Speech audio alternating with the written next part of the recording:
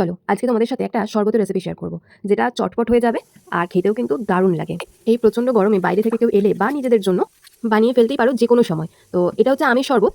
আম পোড়া বা সেদ্ধ করার ঝামেলা ছাড়াই এটা কিন্তু খেতে দুর্দান্ত লাগে। প্রথমেই কাঁচা আমটা নিতে হবে, একদম কিন্তু কাঁচা হতে হবে আর টক হতে হবে। আমটা যত টক হবে ততই কিন্তু খেতে ভালো লাগবে। প্রথমে কাঁচা আমটা ছাড়িয়ে নিতে হবে খোসাটা, এরপর এরকমভাবে টুকরো করে নিতে হবে। যদি আঁটি থেকে থাকে আঁটিটা বাদ দিয়ে শুধু টুকরো করে নিতে হবে ছোট ছোট করে। যদিও এখন আমের আঁটি অতটা শক্ত হয়নি, তো সাইডগুলো কেটে নিয়েছি। এরপর একটা মিক্সির বোল নিয়েছি, এতে আমগুলোকে নিয়ে নেবো, আমের টুকরোগুলোকে নিয়ে নেবো। তারপরে দিয়ে দেবো একে একে স্বাদ অনুযায়ী নুন আর চিনি। যেহেতু আমটা খুবই টক, তো চিনিটাও একটু বেশি পরিমাণ দিয়েছি। আমি এখানে 3 চামচ মতো চিনি দিয়েছি। চিনিও কিন্তু খুব বেশি দেওয়ার প্রয়োজন নেই, তাহলে খুব বেশি মিষ্টি হয়ে যাবে।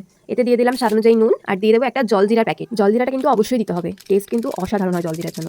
জলজিরার একটা গোটা প্যাকেট দিয়ে দিলাম, দিয়ে এরপর অল্প করে একটু দেবো এতে জল।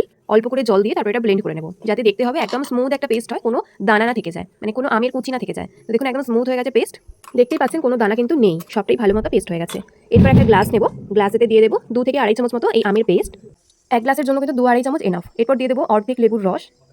এরপর দিয়ে দেবো একদম ঠান্ডা ঠান্ডা জল। তারপরে ভালো করে মিশিয়ে নেবো। মিশিয়ে নিলে কিন্তু আমাদের কাঁচা আমের শরবত একদম তৈরি। এটা কিন্তু ভীষণ রিফ্রেশিং, এক গ্লাস গরমের সময় খেলে কিন্তু ভীষণ শান্তি পাওয়া যায়। এরপর ওপর থেকে দেবো আরও কিছুটা জলজিরা পাউডার। তারপর আবার একবার মিশিয়ে নেবো ভালো করে, তারপর এটাকে সার্ভ করে দেবো। একটু আইস কিউবও দিয়েছি আমি এতে। এটা কিন্তু খেতে ভীষণ ভালো হয়। আম পোড়া বা সেদ্ধ করা আমের যে শরবতগুলো হয় সেগুলো একটু সময় সাপেক্ষ, সময় লাগে, কিন্তু এই শরবতটা বানাতে সময় বেশিক্ষণ লাগে না। আর হঠাৎ করে বাড়িতে কেউ গেস্ট চলে এলে বানিয়ে নিতে পারা যায়। তো এখানে আমি একটু পুদিনা পাতা দিয়ে ডেকোরেশন করেছি। তাহলে দেখতেই পেলেন কত সহজে একটা শরবত বানানো যায়। গরমের সময় কিন্তু ভীষণ ভালো লাগে। তাহলে like, comment, share and subscribe করবেন আর পাশে থাকবেন। টাটা।